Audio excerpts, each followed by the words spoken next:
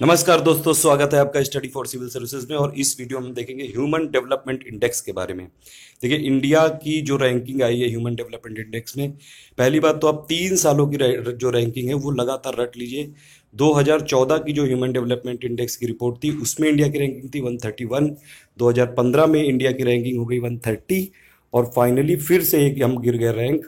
और 2016 की जो ह्यूमन डेवलपमेंट इंडेक्स रिपोर्ट आई है उसके हिसाब से हमारी रैंकिंग फिर से 131 हो गई है। तो तीनों आप रटिए, 2014 में 131, फिर 130 2015 में, फिर 2016 में 131 फिर से। देखिए, ह्यूमन डेवलपमेंट इंडेक्स ये एक इंडेक्स है जो कि मेज़र करता है कि कोई भी कंट्री अगर डेवलप हो रही है तो सिर्फ इकोनॉमिकली ग्रोथ नहीं होना चाहिए, वहाँ पे इनइक्वालिटीज़ जो प्रिवेल करती हैं कि ह्यूमन वहाँ का डेवलप हो रहा है कि नहीं। बेसिक कॉन्सेप्ट यही होता है। 3 चीज़ें इसमें मेज़र करते हैं।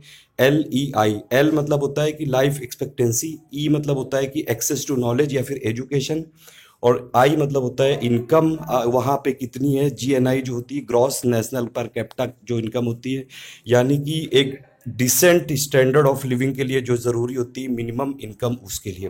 तो HDI 3 फैक्टर पर डिपेंड करता है। LEI यानी कि लाइफ एक्सपेक्टेंसी, एजुकेशन और इनकम, ये 3 चीज़ याद रखिए। ये रैंकिंग मैंने बता दिया आपको। इंडिया की रैंकिंग जो 2016 में 131 आई है, आउट ऑफ 188 कंट्री इंडिया ने स्कोर किया है 0.624। देखिए, इसमें 0 से लेके 1 तक रैंकिंग देते हैं। जो 0.7 या 8 से करीब होते हैं उनको हाई ह्यूमन डेवलपमेंट इंडेक्स में रैंकिंग में रखा जाता है।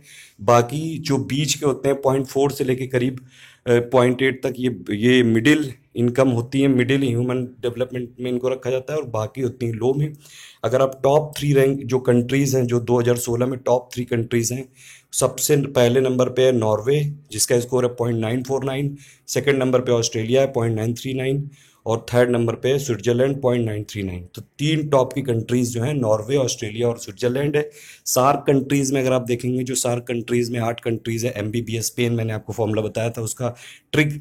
उसमें सार्क कंट्रीज़ में इंडिया, श्रीलंका और मालदीव से भी पीछे। श्रीलंका की जो रैंकिंग है 73, मालदीव्स की जो है वो है 105। और ये दोनों जो कंट्री हैं high human development rank category में इनको किया गया है इंक्लूड। इंडिया को मिडिल ह्यूमन डेवलपमेंट में इंक्लूड किया गया है। इंडिया को रखा गया है भूटान, बांग्लादेश, नेपाल, पाकिस्तान और अफगानिस्तान के साथ। ब्रिक्स कंट्रीज में अगर आप बात करेंगे तो इंडिया लोवेस्ट है, सबसे लोवेस्ट है। Brazil, Russia, China, south Africa के बाद में है।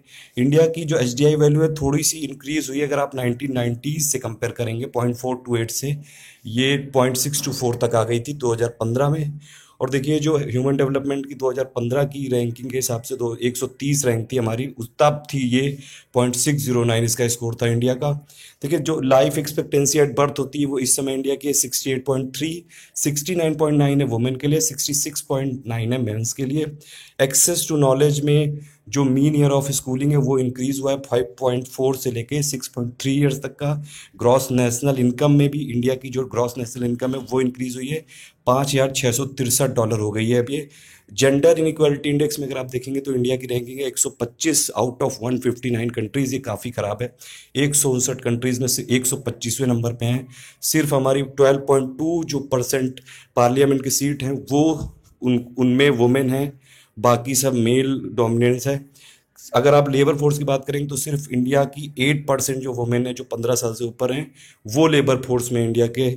और एज़ कम्पेयर टू जो अगर मेन का रेशियो देखेंगे लेबर फोर्स का जो उनका परसेंटेज है वो है 79.1। मैटरनल मोर्टेलिटी की बात करेंगे तो ये 174 है इंडिया की, ये 1 लाख लाइव बर्थ में ये कैलकुलेट की जाती है।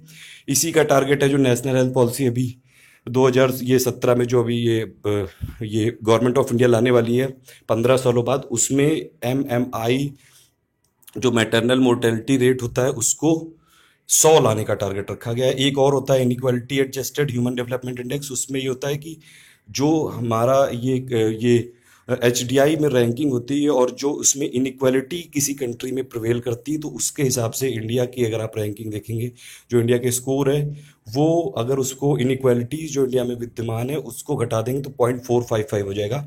बेसिक सवाल यही है कि गवर्नमेंट ऑफ इंडिया ग्रोथ जरूर कर रही है, ग्रोथ हमारा हो रहा है, लेकिन ह्यूमन डेवलपमेंट जो इंडेक्स में रैंकिंग हमारी फिर से घट गई 1 साल में।